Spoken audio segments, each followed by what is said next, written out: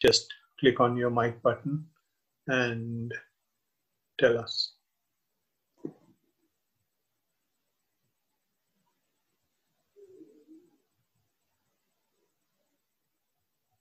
Yeah, so I'll take it for granted that no one wants to go for the basic instructions. That's good, that's fine.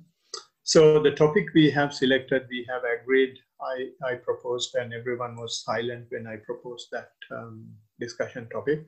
The topic I discussed was the Bible of Mindfulness. The Bible of Mindfulness it's a discourse by the Blessed One, which we call Foundations of Mindfulness. And we will be discussing that. And we will not be able to finish it today. We will be discussing that in the few more sessions to come. And that's very important. So to start the discussion, or rather listening supportive factor, to start the topic, can I kindly request Chatuputta to read the first few paragraphs, please? And you can start, I have heard, or I have thus heard, or something is there. Okay. I have heard that on one occasion the Blessed One was staying in Kuru country. Now there is a town of the Kurus called Kamasadhamma. There the Blessed One addressed the monks. Monks, Lord, the monks replied. The Blessed One said this: this is the direct path for the purification of beings, for the overcoming of sorrow and lamentation, for the disappearance of pain and distress, for the attainment of the right method, and for the realization of unbinding. In other words, the four frames for reference. Which four? There is a case where a monk remains focused on the body focused on the body in and of itself, ardent, alert, and mindful.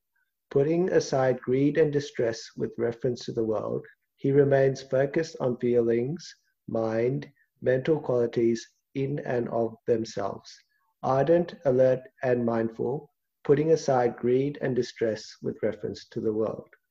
Thank you, Chatuputta. Okay. We will discuss that part. Right. So it starts saying, I have heard that on one occasion the Blessed One was staying in a particular place. Okay. I started saying that this is the Bible of mindfulness. The reason I say that it is the Bible of mindfulness is because this is where the Blessed One has told what mindfulness is, how you will have to practice mindfulness, and what happens when you practice mindfulness, and how it is sequentially, if at all, if there is any sequence, will be improved. Right. So therefore, it's a very comprehensive explanation of mindfulness. And I would like also to say that this sutta is very important. This discourse is very important because it simply explains humanity. Right. So why I say it simply explains humanity is because, we call humans, we are the most advanced animal, right? So if we say we are the most advanced animals, we should be doing things that animals don't do. Things that animals usually do are, they call it ahara nidra bhaya tunancha, which means they take food, right? Maybe all solid food and liquids and whatever they call it food. So we take food, other animals also take food. Ahara nidra, and all the animals sleep, even human beings sleep. Bhaya, and the bhaya means live in fear. Animals live in fear. Do human beings live in fear? Definitely yes, much more than animals. Animals are so free, they live out in the wild, and they don't have shelters. They don't have houses and mansions and huts and things like that. They just live in the wild, right? And some animals, of course, they have restricted abilities to have their own housing, but generally they live in the wild. But wherever they live in fear, right? Because you may have seen whenever an animal is there, it is very cautious to see who is around, right? And similarly, even human beings live in fear, and that is why we take life insurance. That is why we take health insurance. That is why we have that security system, this security system, that alarm, this alarm, and all sorts of things we do because we live in fear as well. So no different to the animals. Only thing is, from our living in fear, people make money, but when animals live in fear, they don't make any money. So it's a business. And the other thing is and the other one is producing your own kind. Animals do it, human beings do it. So there is no difference. Only difference that human beings have is, if their mind is advanced, is the ability they have to be mindful, right? And I think all of you know what mindfulness is. Mindfulness is the ability that anybody would have not to react, to observe here, to observe now of yourself, not outside. That is mindfulness. And animals don't have that. And because they require food, because they go to sleep, because they live in fear, they constantly react to anything that happens. But human beings are also doing. But human beings have the ability, because their mind is much more advanced and developed than other animals rather. They have the ability not to react, right? So that ability is called the mindfulness. And if someone is doing mindfulness, following mindfulness, is trying to be mindful, that person, I would say, is a human being. Others are more or less, irrespective of their caste, irrespective of their age, irrespective of their position, irrespective of how wealthy they are, no different to animals.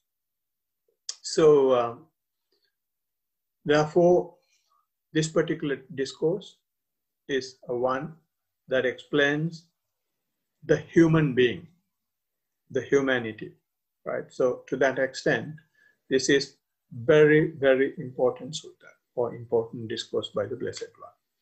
So, coming on to what Chatu just read out, and it says, I have thus heard in so and so place, the Blessed One address the monks, right? And that paragraph is very important, right? It is very important for two reasons. And one is that paragraph says, I have heard. Who says I have heard? Not the Blessed One. Venerable Ananda, and most of you may be aware, Venerable Ananda was the chief attendant of the Blessed One, right? So when he was appointed as the attendant, Venerable Ananda put a condition to Blessed One. Normally, I mean, when we see our own monks, we don't put conditions to monks. But Venerable Ananda put a condition to Blessed One. The condition was, you must take me wherever you go, so that whatever preaching that you do, I will be able to hear and I will be able to memorize. Keep it in my mind. And in case I'm unable to be with you, or you are unable to take me, you will have to come and preach once again the same thing to me, so that I will not be missing anything that you preach, right? So, and therefore, Venerable Ananda has collected all the discourses that he heard from the Blessed One, right? And when this happened, during Buddha's time, there were no CDs, there were no sticks, there were no crystallized knowledge storage, right? They did not have anything. Blessed One just preached wherever he goes. And that's it. It finishes. And he himself has not made any attempt to record what he preaches, right? So the attempt has been taken by the stick was Venerable Ananda, and he has stored all these things. And once it was stored, and after the Blessed One's great demise, there was a huge problem to know what he taught. Then what they did was they had conferences. They had 3 conferences. And in these 3 conferences, it is Venerable Ananda mainly who produced all these discourses, all the teachings of the Blessed One to the rest of the monks. So whenever he says something, he's not saying this is mine. He says, I have thus heard. So that is why all these discourses, you may, most of the discourses, not all, because even other venerables may have contributed. And the Blessed One, Venerable Ananda says, all the discourses start with Evang me sutam. Evang me sutam means I have thus heard, right? So even this one is starting the same way. So what he says is, and the other important thing in that paragraph is, it is very specific where it has happened, which area, right? So if now after 2,600 years, if someone wants to verify whether something like this has happened, they can do that. So it's very important for those who do researches and things like that, because a lot of people suspect that these things have happened. But if someone is interested in going back in the history, and they will be able to go back in the history and see whether these places have existed and whether things like that, these have happened. And in fact, people have done that. And people have identified, I think it's somewhere to the northwest of India. They have identified this particular place. There has been a dynasty called Kuru dynasty. Even if you Google now, you have that. Kuru dynasty is the, say for example, in terms of Australia, it is like Queensland, right? It's the state, right? And in that state, there have been a very prominent marketplace, right? Say Brisbane, right? And that marketplace is Kammasa Dhamma, right?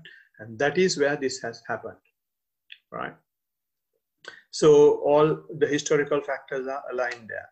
And in there, Blessed One address the monks, right? So this is again another very controversial word, right?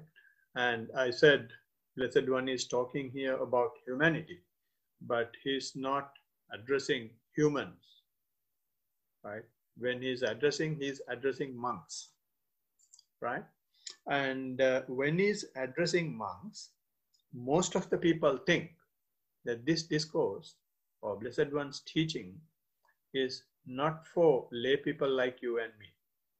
It is only for those who have shaven head and the saffron robe, right? Which is 100% incorrect, right? When he addressed monks, he is addressing everyone who is following him. For him, monks are those who are listening to him. So that is why he says monks, right? And that has been very clearly explained in many suttas. And in one of the stanza that we use to worship monks or worship great community of renunciates, right? Is we call it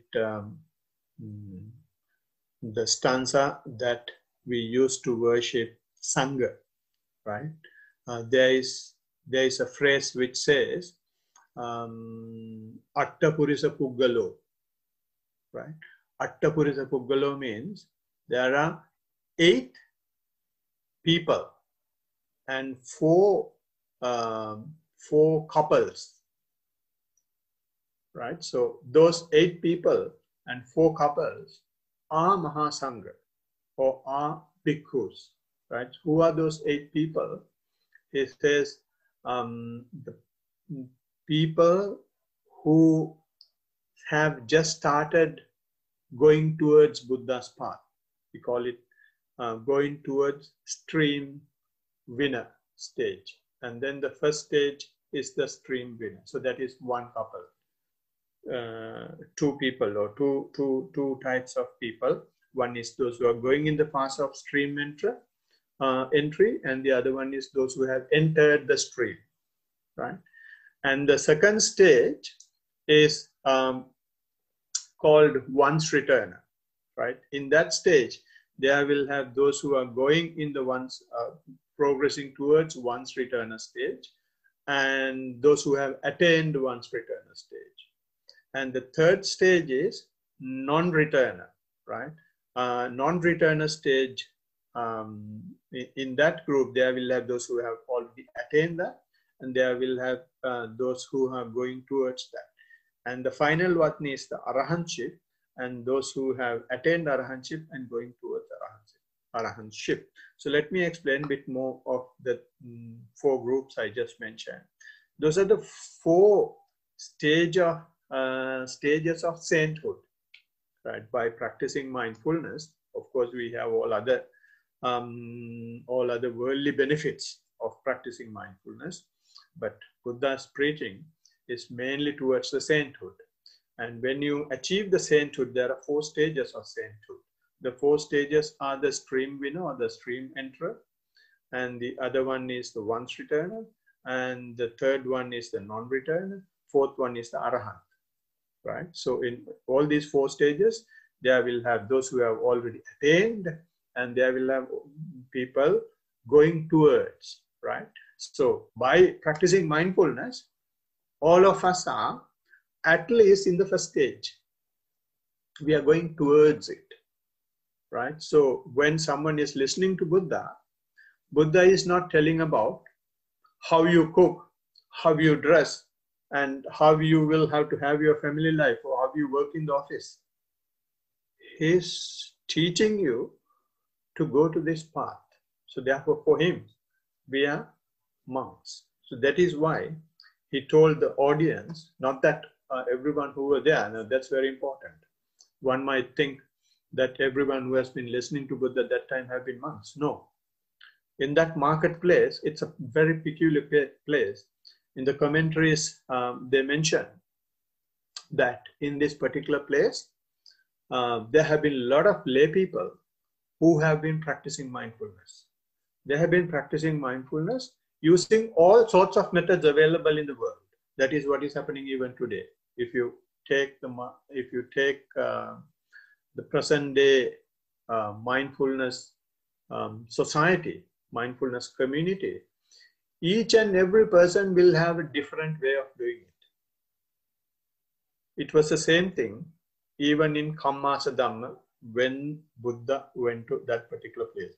One has been doing loving kindness meditation, one has been doing foulness of the body, one has been doing 9 contemplations of the decayed body or the dead body, and another one has been doing some other. There are 40 odd ways of practicing mindfulness, and they have been doing all that, right? So to that place, Blessed One went and said, all what you do is rubbish.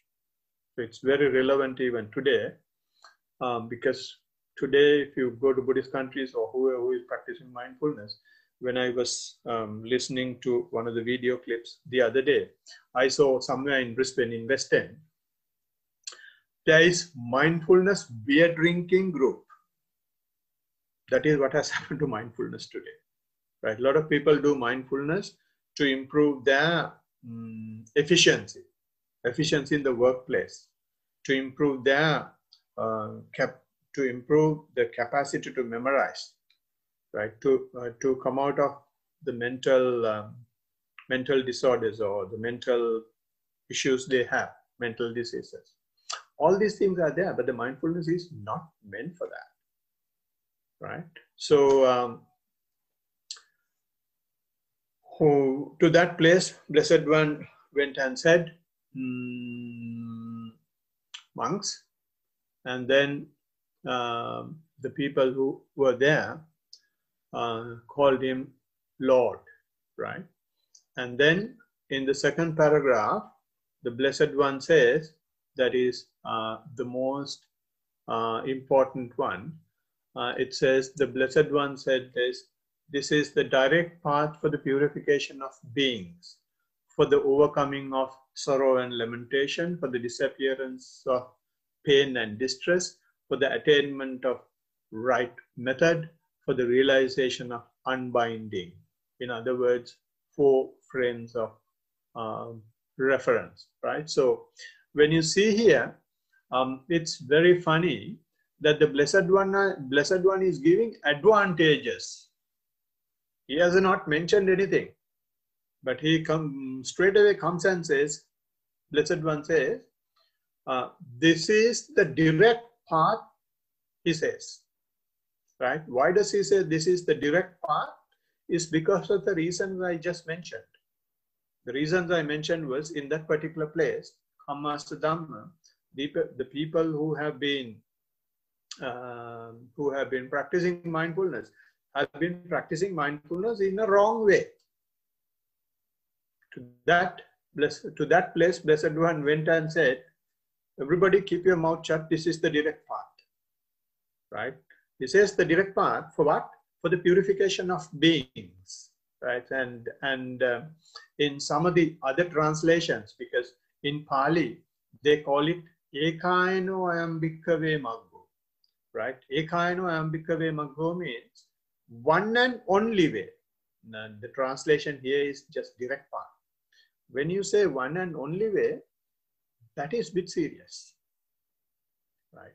Direct path it's a bit too lenient, and most of the places, especially Bhikkhu Bodhi, is translating this as one and only way, right? And it is on one hand one way, right? If you practice mindfulness, there is no doubt you are going towards stream winner, once returner, non-returner, arahanchi. And how long it takes, nobody knows.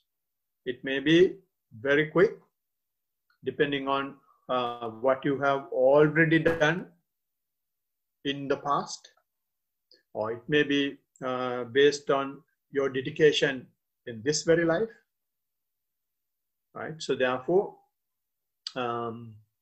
if you practice mindfulness, it is either today or in another so many lives, you have no way back, right? There is no reverse gear.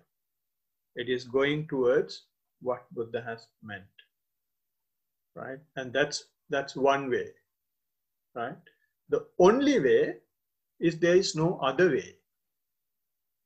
There is no other way for purification of beings. There are a lot of people saying this is much better and this is much better and this is happening, that is happening. A lot of arguments are there. The Blessed One here very clearly says, this is the only way. Why it says the only way is you can do all other methods. But if you want to purify yourself, you will have to come to this pole, right? It's like, you know, all of us have been in Sri Lanka. We came from Sri Lanka or from some other country. And when you come to Australia, even the very initial settlement started, from wherever they were to come to Australia, they will have to go to the seaport or to the airport. That's the only place from where you can take a flight or a ship and then come to Australia. So like that, even in the teaching, you can do anything else. But if you want to purify yourself, then you will have to come to this particular way of practicing mindfulness. That is what the Blessed One says. This is the direct path, or this is the one and only way, right? So this is the one and only way for 5 things. One is the purification of beings. It purifies you, right? It purifies means not that it gives you a bath, right? Not that it gives you a hot shower, right? What it simply does is it clears the taints that you have in your mind. We have a lot of rubbish in our head, right? Those rubbish are being cleaned when you practice mindfulness, right? So how it happens is, there are 3 stages in which it happens. First one is, when you start practicing mindfulness, you don't react to things, you simply observe. And most of the complaints when you practice mindfulness is, I can't focus on my breath, or I can't observe my movements of the legs, right? Why? A lot of thoughts are coming. And then we ask, what sort of thoughts? Then people take few steps back. The reason is, because the thoughts that come to our mind, we can't tell in the audience. We can't tell other people. They are so bad. The other day, someone was talking that she was overwhelmed with thoughts. I did not ask what thoughts they are, but there is no need for me to ask. I know what sort of thoughts you are getting, because I myself have had those thoughts. Right? They're so rubbish and so bad. And you think, when those thoughts are coming, am I such a bad person? And one day when we were in Melbourne with Bhante Dhammajiva, one small kid, he was so fond of Satipasana, and one of the child, he was very young, they said, I'm getting a lot of thoughts. Then Bhante asked, what sort of thoughts? And he straight away said, I feel killing people. Right? So like that, and just one example that I can tell in the audience. And certain things that are coming in our mind, we can't tell in the audience. They are so bad. And why, when they are coming out, you think that something bad is happening? No. Why that is happening is because when you are doing your mindful walking or mindful sitting, or when you are mindful on something, what happens is you're 100% observing your precepts. Right? When you're observing something, when you pay your attention to something, in that moment, you don't do anything wrong verbally. You don't do anything wrong physically. The precepts means, the virtues mean being good physically and verbally. And that is happening 100%. When that is happening 100%, the next layer of our defilements, or next layer of our taints, or next layer of our rubbish, garbage, is getting activated, which is our mind. And that is why the mind is now throwing these thoughts now. And you think you are bad. No, it's not that you are bad. You're so good that you have observed, you have done what you are doing so well. And you have observed, you have confirmed the observation of the precepts. And you have activated the next gear. Right? So when you get those bad thoughts, so it's a way of purification. Right? And even for those thoughts, although you have it in the mind, you never verbalize it, you never physically exercise it. So nothing wrong in it, right? So it's a way of purification. And even for those bad thoughts, the Blessed One is saying what to do in the future, and we'll be discussing those things in detail in the future. And then the third stage is, there are some defilements that even nobody knows how it is coming. And especially when you do something physically, when you do something verbally, everybody knows, and you call it transgressional defilements, right? Everyone knows. If you kill an animal, or if you say a lie, or if you steal something, a lot of definitely, a lot of other people will know, because it will go into newspapers and it will go everywhere, and then it will be a very hot topic for the TV, for the media. So therefore you call it transgressional defilements. And the other sort of defilements is not transgressional, it's only and we call them obsessional defilements.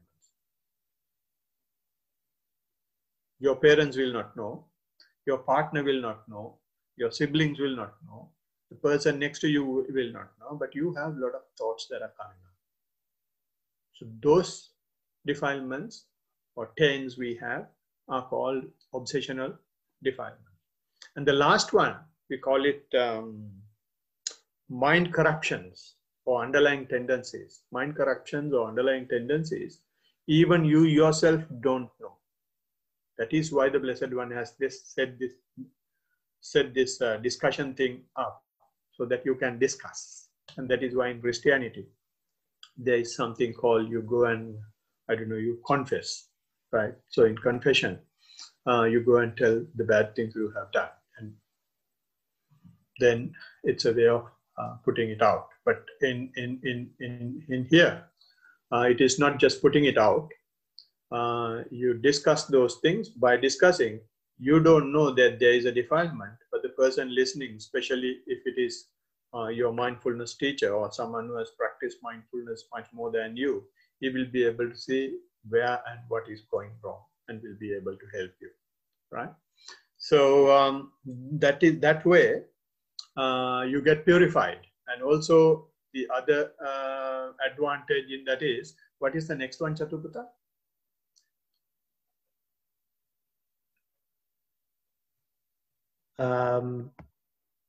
Purification of beings. Sorry, do you want me to read the next part?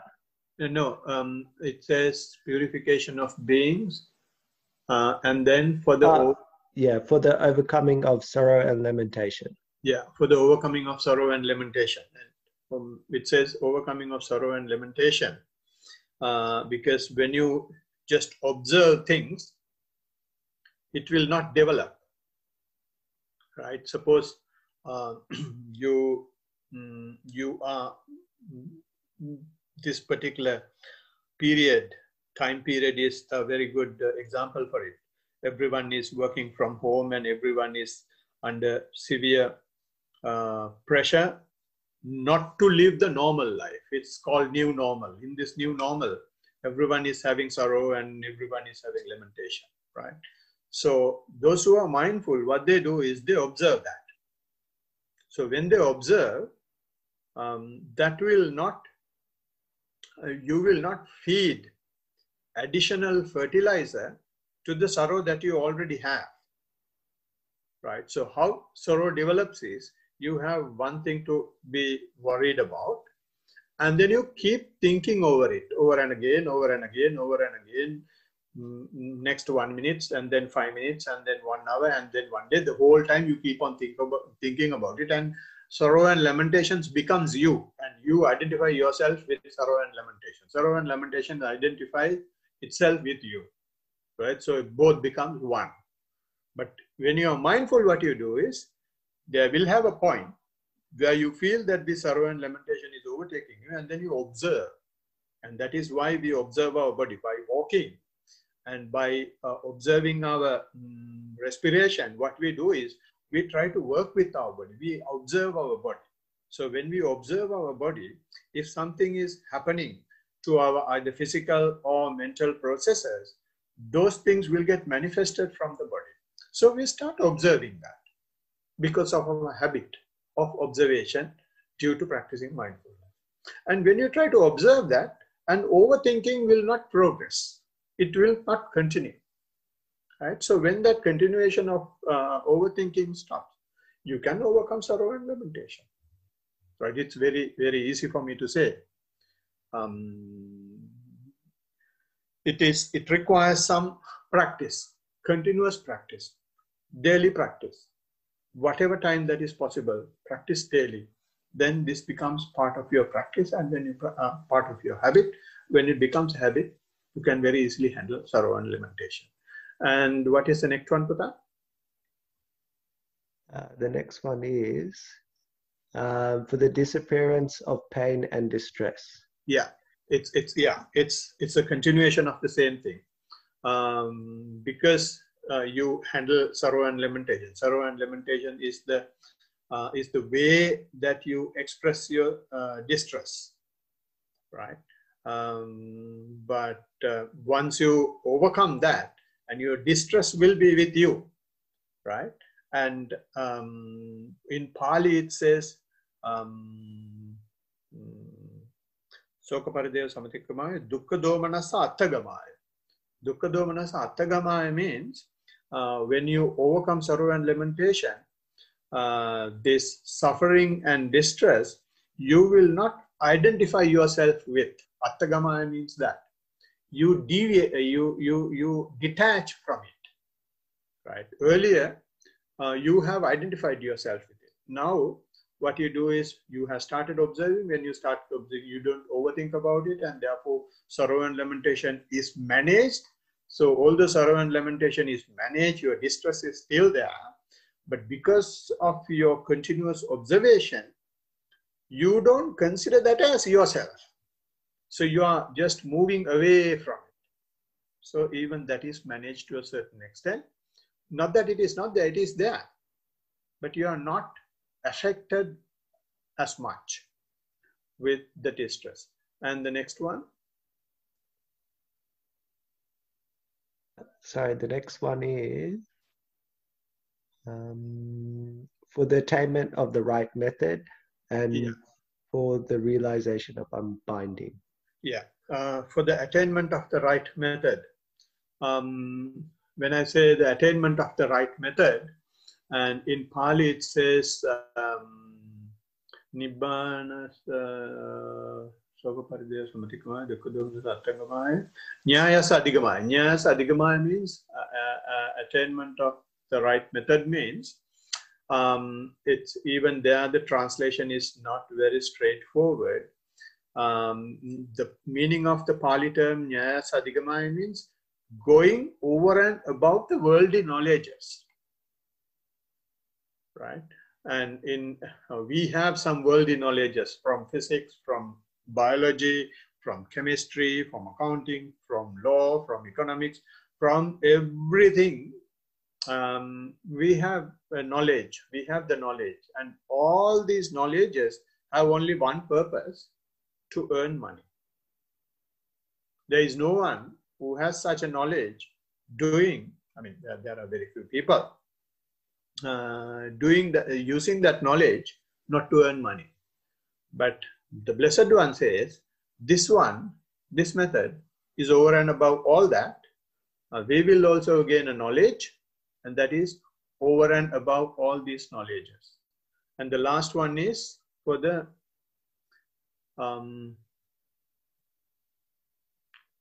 realization of unbinding, for the realization of unbinding means attain the final goal of the Blessed One's preaching, right? So those, before telling what mindfulness is, before telling how to be mindful, before telling anything else regarding mindfulness, Blessed One is giving these 5 advantages.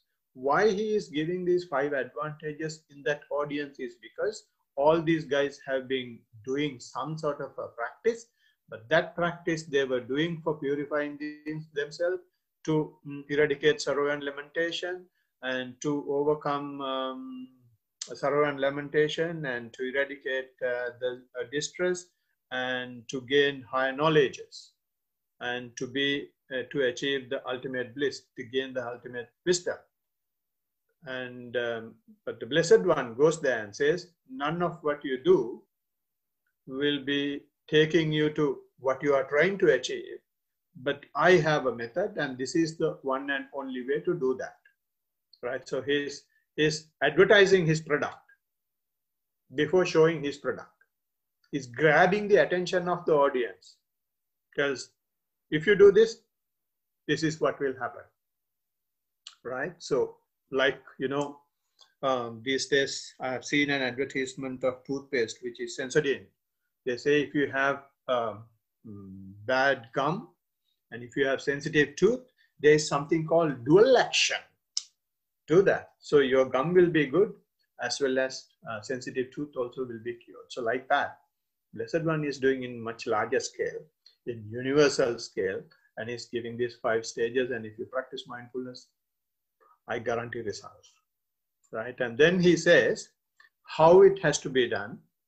And he says it has to be done ardent, and then in the next one he's saying there is the case where a monk remains focused on the body, on itself, ardent, alert, mindful, putting aside greed and distress with reference to the world. He remains focused on feelings, mind, and mental qualities in themselves, ardent, alert, mindful, putting aside greed, distress with reference to the world. So, in other words, in that last paragraph, he's saying the monks remain focused on the body, monks remain focused on feelings, monks remain focused on the mind, monks remain focused on mental qualities. Those are the 4 references he's talking about. And even here the reference, even here the translation is reference. But in most of the books, and especially by Bhikkhu Bodhi, and he's saying it as 4 foundations of mindfulness rather than references. I mean, reference is not bad, but most commonly used word is 4 foundations of mindfulness. So you will be focusing on the body, you will be focusing on the feelings, you will be focusing on the mind, then you will be focusing on the mental qualities in, right? So those are the 4 foundations. And how do you focus on those foundations? And when you focus, you should have these qualities. What are the qualities you should have? Whatever you focus on, qualities you have, one, it should be ardent, and the other one should be alert, and then other one should be mindful, putting aside greed, hatred, and distress with the world, right? So ardent means you should have a tremendous energy in doing that. You don't do it superficially. You don't do it for the sake of doing it.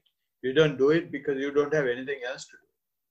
You don't do it because your parents ask you to do. Right? You do it with vigor. You do it with complete dedication. Not that you take 24 hours for that. I mean, you can be mindful for 24 hours. But when you do your practice on a daily basis, you do it because you wanted to do it. Right? And when you say the Pali term that we are using is atapi. Atapi means the word ardent is not actually explaining the meaning of atapi. It means it's an energy, and when we say energy, we feel that we will have to build muscles and do a lot of things. No. And in the word atapi, it means you will have to do it in such a way that you energize without sweating out.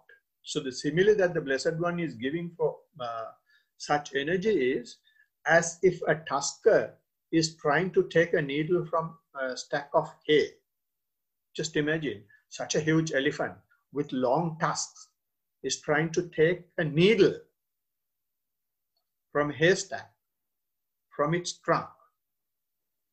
How patient and how meticulous he has to be. And you will have to practice mindfulness that way. That is the meaning of ardent. Not that you like, pulling a big truck, you sweat out and then build muscles and do a lot of laborious work. No. There will have instances where you will have to do that way, and there will have instances where you'll have to be very calm and quiet, but well energized to do it. Right? And then alert. Alert, the term that is used in Pali is the alert is called sampajanya. Sampajanya means not just sampajanyo, satima sampajanyo, which means clear comprehension led by mindfulness. So in other words, sampajanyo means continuation of mindfulness. You will have to have your focus, attention to the body, feeling, mind, and the mental qualities with so much of energy and with continuing mindfulness, not broken mindfulness, continuing mindfulness. And that is sampajanya. And putting aside greed and distress. And putting aside greed and distress means when you do that, you will not be, your mind will not be going for anything else. You will be completely getting detached from the rest of the world. Right? So those are the three qualities that you should have when you practice mindfulness on the body, on the feelings, on the mind, and on the mental qualities. So that is the start, opening of the paragraph. So I didn't think that I will be taking such a long time to explain that, but I think it is still worthwhile to explain those three paragraphs. So hope you had some understanding about it. It has taken the whole almost 1 hour to explain that. I'm sorry, very sorry about it. Next session, we will be straight away talking about how we can be mindful of our body, right? So I will conclude my talk there and can give, if any one of you are having any questions regarding the talk or regarding your practice, and this is the time for you to ask those questions. We will take few minutes for that.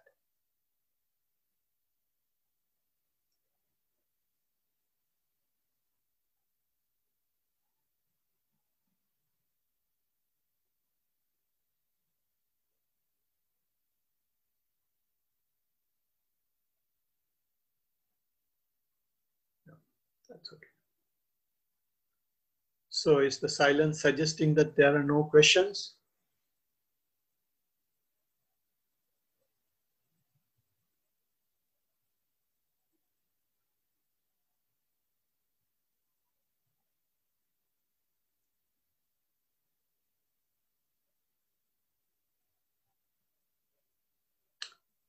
Yeah, thank you. So if there are no questions, that's fine. And if you don't want to directly ask questions, you can put your questions in the chat. Sorry, there are 2 chats here. No questions. Thank you, Uncle. Yes. You can send it in a chat, or if you want to do it even in a more confidential manner. We have separate form. We can use that form. So we can use that next time, because I'm not going to put that form now because we have already overworked, done some overtime. I'm happy to do it if you have questions, but since you don't have questions, if is there anyone who wish to use the form and send a private question? No, right. So next time, Chatuputa, I will give that to you. Just remind me. We will put that link in the chat before we start the talk, so that if someone is having any question, they will be able to send. And by the time we come to question and answers, then we will be having all the questions ready. And although I'm giving it to Chatuputa, anybody is more than welcome to remind me to put the link. So to conclude the session, thank you everybody for participating, and hope you will continue your daily practice, whatever the time that is available. That's the key for the practice. So keep doing good work and stay mindful. Thiruvan Saranai, everybody. Thank you, Uncle. Thank you, Pita. Thanks, Uncle. Thank you. Thank you, Uncle. Thank you, Pita. Thanks, Uncle. Thank you.